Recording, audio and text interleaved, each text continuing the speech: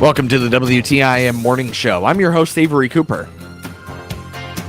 Landmark of Taylorville, proud to bring you this stream. You always do better with Landmark.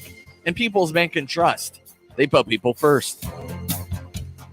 I'm here on the phone with Central A&M School District Superintendent, Dr. Deanne Heck. Great to have you back on the program, Dr. Heck. Hey, it's nice to be here. Thanks for having me, Avery. So, end of the school year. A lot of fun events coming up. Excitement in the air. Absolutely. Catch me up on Central A&M. Well, this weekend is our prom and post-prom, so we've got a lot of juniors and seniors super excited for that. And it's neat because for the last 2 years, we haven't had a normal prom. This is still a little bit not quite as normal as it was because when we were planning it, we were still in, pretty heavy pandemic mode. But we're much closer back to normal than we have. For 2 years, we haven't had a post-prom, so it's nice to be able to do that for the kids. And it's our parents who do the post-prom, so they're excited to be back and engaging as well.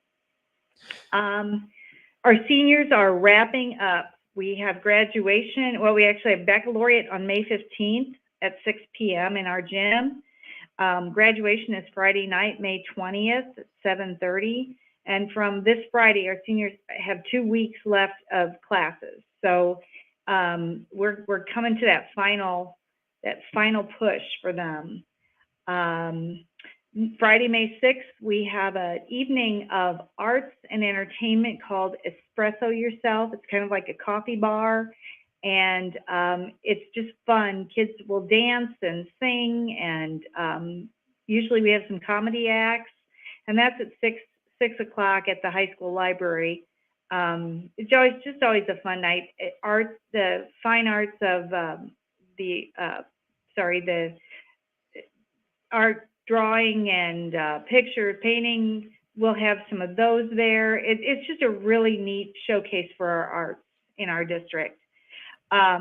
Baseball, and I think you were at the baseball game yesterday, or you heard that we had a great walk-off, and the game was fun and exciting. We won that, and our softball team's doing similar kinds of things. Track is going full force and doing a lot of winning as well, and our girls soccer, which we co-op with Meridian, is in full force and going well. Finally, we have some weather that we can do these things. Finally. Is this the first time that Central A&M has held the espresso? What was it you called it? Espresso Yourself. Espresso Yourself. Is this the first time Central A&M has held this? The first one was in 2018, 2019, spring of 2019, before the pandemic, and then the pandemic hit in 20. So this is the second one we've had. I see. Now, what kind of students are participating in this Espresso Yourself? It's a lot of our kids that love the arts, which are a lot of our kids, and when you're a small school, you do everything, and sometimes the arts kind of get shoved to the background, and the kids that are extremely talented that way, they might not have as many places to perform or to showcase themselves. So that's what this is a great showcase for our kids that are very artistic, singers, dancers, painters, sculptors, and they get to showcase themselves. What do you think the benefit is for these students to be able to showcase some of their art? Well, as a creative person myself, I was a theater kid. I love theater, and I was actually a speech and theater teacher at Galesburg when I was there. It's an outlet for your creativity. When just like people who are sports people, they have to play sports. That is their life, or they have to watch it. That's how creative people are. They have to have an outlet for their work, and otherwise, you stifle that creativity, and you just you're not happy. So it's a wonderful way to get them to show what they can do with within the art world. How do you characterize the energy level for the students that are participating in the espresso myself or espresso yourself? You know what? They're excited about what they do well, and so their energy is high. It's a different kind of energy than a basketball game or a football game or track.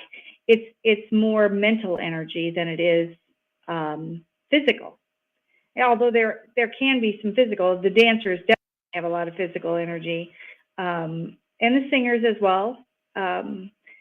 But it's just there's a lot of mental exercise that goes with it, and it's such a fulfilling event for everybody.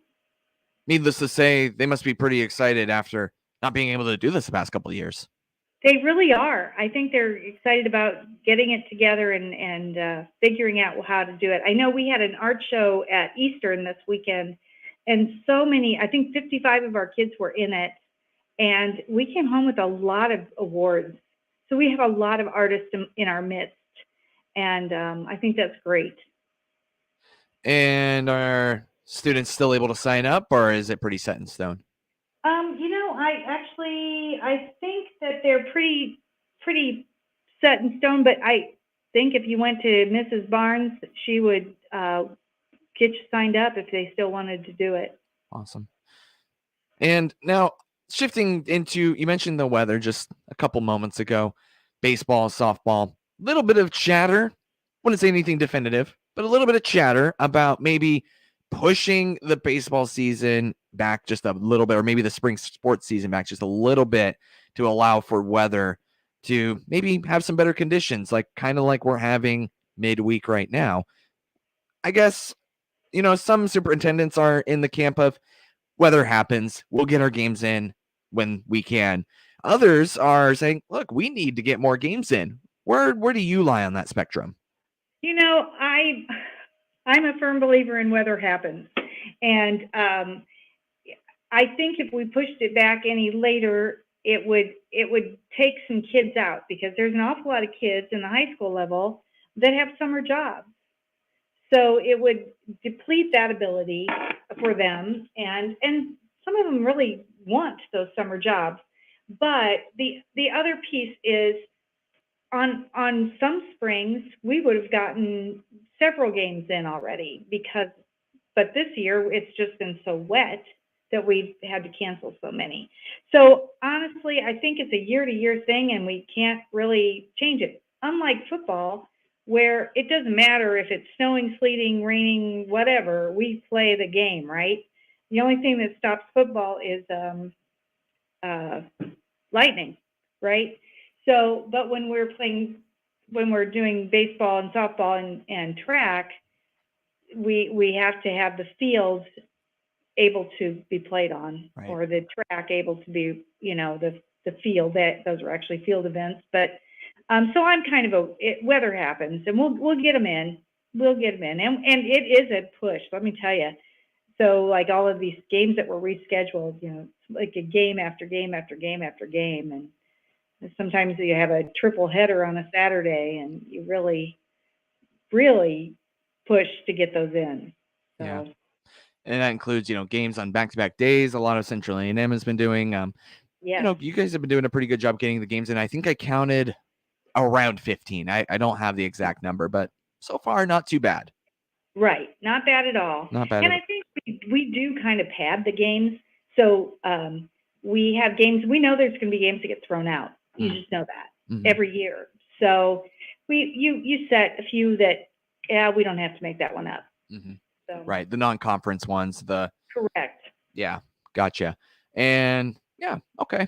I think that's a pretty good way to put it. Weather happens, we'll get our games in. Not to mention, if you make it into like the state finals and stuff, that's already in early June. Correct. So that's correct. It would push it clear to late June if we started any later. Right. So yeah. Let me reintroduce you here, Dr. Heck. And We'll continue our conversation after a quick break. That's Superintendent of Central A&M School District, Dr. Deanne Heck, here on the WTIM Morning Show. I'm your host, Avery Cooper. Landmark of Taylorville, proud to bring you this stream on TaylorvilleDailyNews.com's Facebook, alongside the WTIM TV YouTube. Also, People's Bank and Trust. They put people first.